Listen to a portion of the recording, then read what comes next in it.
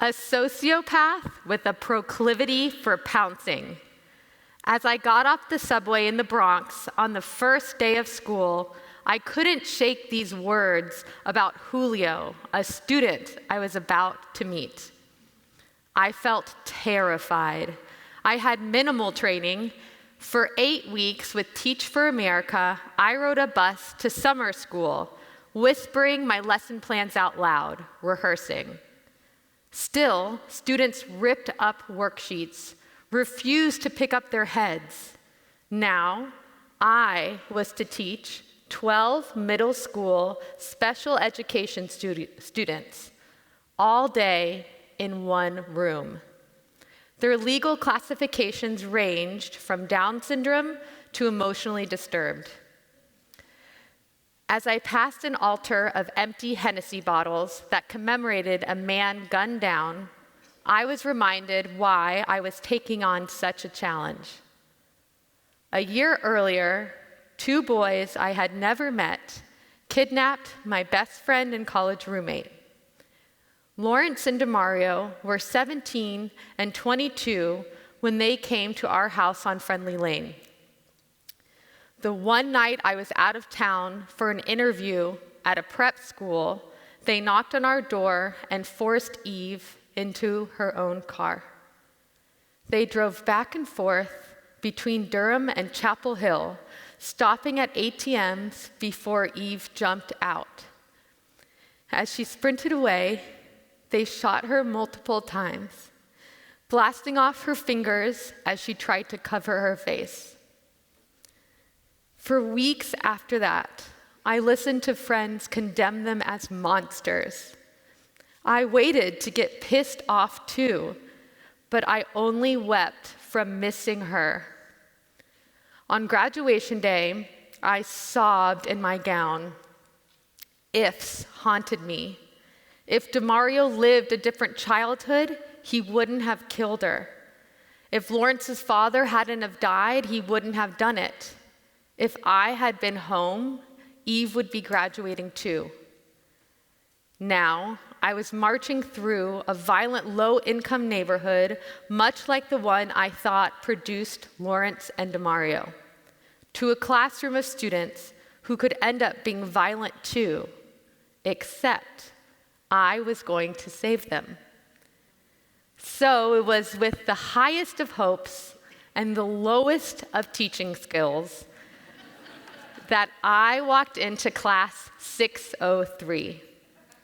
Julio came in late. He was squatty, shoulders scrunched to his ears. I chirped, "Julio, welcome to class 603. Your chair's over there." "I'm not gonna fucking sit in that fucking chair." He stomped to the bookshelf and with one hard shove, tipped it over, and the books went flying. Shocked, I looked out the window at the slumped-over houses across the street and coached myself. This is the kid you expected to find day one. Let's go. On that first Friday, I came back from lunch to find Julio with tiny Joshua in a chokehold. Above them was a bright poster I had made that read, "Super Mario Readers." Princess Peach, Luigi, the whole gang looked down at Julio, who had a pencil positioned at Joshua's neck. He whispered in a sinister voice, "You better bring that fucking permission form, Poppy." Joshua stuttered, Oh, okay. I rushed between them, sent Julio to the principal, and calmed a panting Joshua. But I didn't punish Julio further. The principal had promised a pizza party to the first class with all permission forms returned. I could identify with someone who wanted pizza that bad.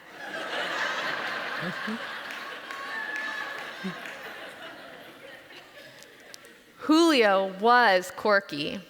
He loved sharks, knives, and drawing elaborate hybrids of the two.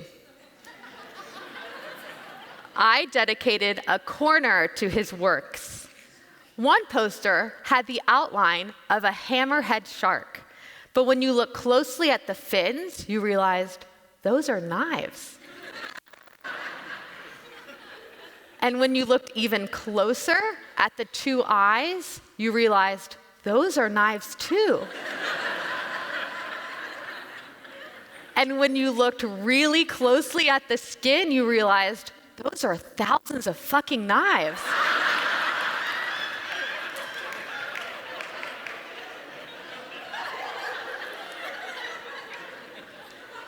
I would often catch Julio gazing at his posters with pride. In these moments, I thought, see, Julio cares. I spent late nights incorporating sharks into lesson plans. With sharks swimming between two surfers, I taught Julio angles.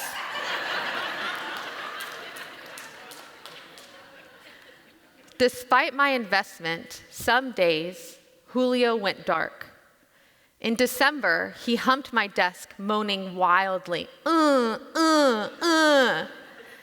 When I asked him to stop, he shoved me so hard that I bruised where my lower back struck the whiteboard. I considered pressing charges, but decided against it. I felt responsible because I hadn't fixed him yet. By February, Julio had developed a habit of air gunning, pretending to shoot classmates with invisible guns. In the middle of a class, Julio would bite the end of a grenade, launch it at my student Jasmine with Down syndrome, and then roll under my desk for cover. I appealed to his empathy. Julio, this hurts Jasmine. He laughed, then brought out a bazooka during my Maya Angelou unit. This is why the cage bird. In desperation, I created a reward system more thorough than Mao's Little Red Book, with prizes Julio could earn with kind acts. I was hopeful until he shot me with an automatic rifle while I was explaining what a simile was. I called home. His mother cried. I don't know what to do. It was time for a new strategy. I abandoned every nonviolent principle of teaching I had learned. Julio, I noticed that you are really good at air gunning. Instead of playing basketball during gym, your favorite class, you're going to come up to my room and practice air gunning. No, miss, I love basketball. I don't want nothing to do with you. We began to practice air gunning 3 times a week, which meant I would throw a quarter up into the air. He would choose his weapon and shoot it. When it landed, I would say, Julio, so close, you just missed it. No, miss, I hits the quarter. Julio, it hit the clock. We did this for a month until I realized a week had passed and he didn't airgun anyone. I felt proud and relieved. Julio was getting on track and I was doing it. Then in April, I saw Julio push Thomas against a chain link fence during recess. Thomas had a 4-year-old's mind and loved everyone. He was crying, helpless. Julio wasn't doing it for attention. He was doing it because he liked hurting Thomas. Rage shot up from my lungs and wiggled my eyes in their sockets. I ran enraged at Julio, DeMario, Lawrence. I roared, "Stop it!" As Julio backed away, I shielded Thomas. Never touch him again!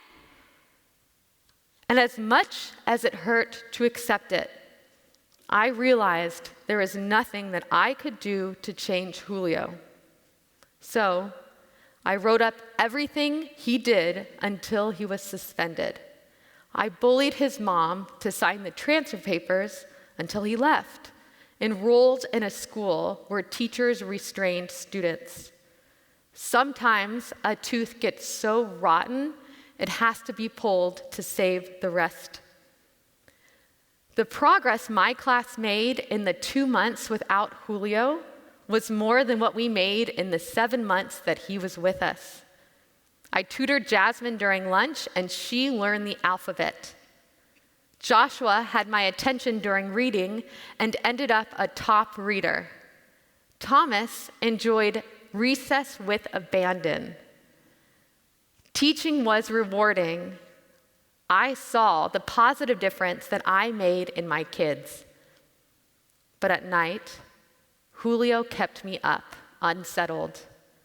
Could I have done something better? Would he become the next DeMario or Lawrence? I only saw Julio once after he left. As I walked from the subway, I heard, "Yo, miss!" I turned around, and there he was, his hands full of chips, and he gave me a huge hug. For all of the sleep that I lost over Julio, it seemed he had not thought twice about me. I hope that means that his creative quirks outshine his violence, and that he will never become a DeMario or a Lawrence. But I don't trust that hug. I still carry Julio with me as the first time I really quit, the first time I got angry about Eve, and the last time in my teaching career that I thought I had to save a kid.